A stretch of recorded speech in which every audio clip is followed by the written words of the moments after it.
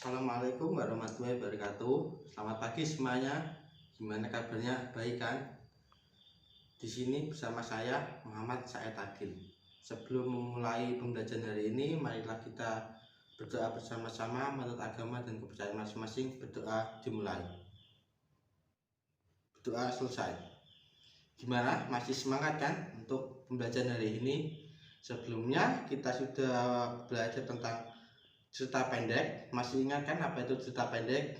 Nah, di sini kita akan membuka bab baru, yaitu tentang teks tanggapan. Ada yang tahu apa itu teks tanggapan? Nah, di sini kita akan membahas tentang teks tanggapan. Yang pertama adalah pengertian teks tanggapan, yang kedua struktur teks tanggapan, yang ketiga ciri-ciri teks tanggapan, yang keempat kaidah unsur teks tentang tanggapan, yang kelima unsur-unsur teks tanggapan. Yang pertama, pengertian teks tanggapan. Pengertian teks tanggapan merupakan jenis teks yang digunakan untuk meringkas, menganalisis, dan menanggapi suatu teks, yaitu dapat berupa karya sastra, artikel, berita, ataupun karya seni yang dipertunjukkan. Nah, di dalam teks tanggapan terdapat penilaian yang berupa kritik dan pujian. Tujuan dari tanggapan adalah untuk memberikan penilaian tentang kelebihan dan kekurangan sebuah teks yang juga disertai dengan saran. Penilaian yang dilakukan adalah objektif, sopan, logis, dan jelas. Nah, selanjutnya adalah struktur teks tanggapan. Struktur teks tanggapan dibagi menjadi tiga, yaitu evaluasi, deskripsi teks, dan penegasan ulang. Selanjutnya adalah ciri-ciri teks tanggapan. Ciri-ciri teks tanggapan kritis ini berfungsi agar kita dapat lebih mudah untuk mengenali apakah itu teks yang kita baca merupakan teks tanggapan kritis atau bukan.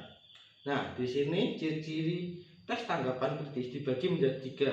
Pertama, teks dimuat tanggapan terhadap fenomena yang terjadi di sekitaran kita sesuai fakta dan alasan. Yang kedua, mempunyai tiga struktur teks, yaitu evaluasi, deskripsi teks, dan penegasan ulang. Ketiga, mengandung makna kebahasaan atau ciri-ciri kebahasaan yang dimiliki teks tanggapan kritis. Yang keempat adalah kaidah kebangsaan teks kritis. Yang pertama, kalimat kompleks, kalimat yang memiliki lebih dari dua struktur dan dua verba. Yang kedua, konjungsi atau kata hubung yang menghubungkan setiap kata dan juga setiap struktur. Yang ketiga, kata rujukan sesuai yang digunakan untuk pemberian informasi pembicara untuk menyokong atau memperkuat pernyataan dengan tegas, dikenal dengan sebutan referensi. Yang keempat, pilihan kata.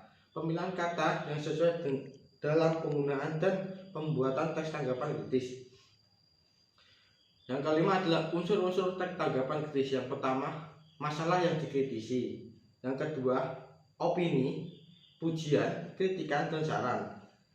Yang ketiga, argumen. Nah, argumen dibagi menjadi dua. Argumen untuk memperkuat pujian. Yang kedua, argumen untuk memperkuat fakta. Yang terakhir adalah fakta. Ini fungsi sosial teks tanggapan kritis. Teks tanggapan kritis dalam konteks sosial berfungsi sebagai kepedulian kita terhadap lingkungan dan menanggapi kebiasaan secara kritis permasalahan di sekitar tempat tinggal kita. Tujuan teks tanggapan kritis. Adapun tujuan teks tanggapan kritis yakni untuk memilih salah satu pernyataan karena pada teks tanggapan kritis berisi alasan yang mendukung dan yang menolak. Nah, ini adalah perbedaan tanggapan kritis.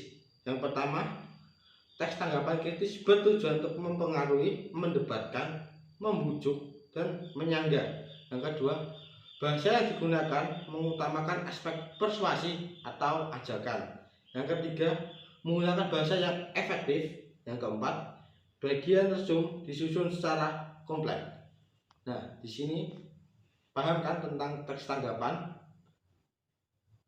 Nah, silakan kalian bisa baca buku paket atau LKS yang tersedia. Semangat untuk hari ini. Terima kasih. Jangan lupa jaga kesehatan agar kita terlindung dari virus. Sebelum menutup pembelajaran hari ini, marilah kita berdoa bersama-sama agar kita diberi perlindungan. Berdoa dimulai. Doa selesai. Tetap semangat. Assalamualaikum warahmatullahi wabarakatuh.